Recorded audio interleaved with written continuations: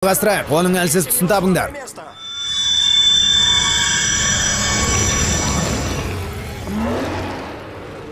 Оның әлсіз тұсы ысқырық екен ғой. Сіз Еурокракенді айтқаныңызға көндірдіңіз бе?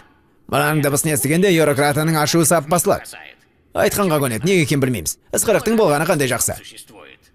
Біз де қатты қуанып тұрмыз. Эмир мен Локи қайда? Олар Хобдижаны алып қашып кетті. Бір жақсысы, мен бір кездер өңгірдің барлық құпия жолдарын жаттап алғанмын. Лабиринттің ішінде лабиринт бар ма? Лабириттер көп екен. Уақыт өтіп барады. Қазір Йолнир қайда? Йолнир көңілді таудағы өзінің сарайында отыр.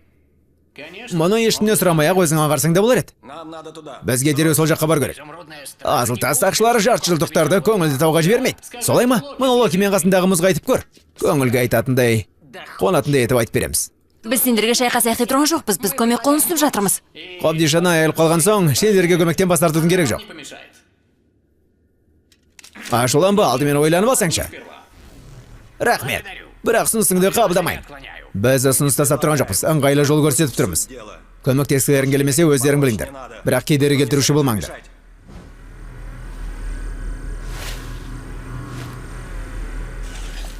Міне енді дұрыс болды.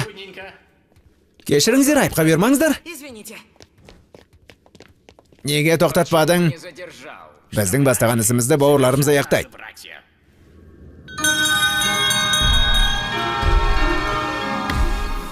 Мереке құтты болсын.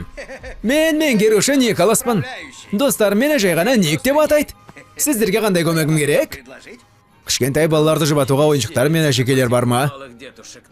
Енді ше, әрине табылады.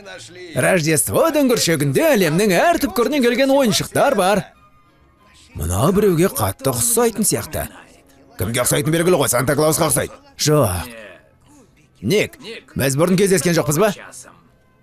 Жоқ, бұрын көрсем есімде қалар едіңіз ғой. Күлкілісі, сақалы, бәрі Санта-Клаусқа ұқсап тұр ғой.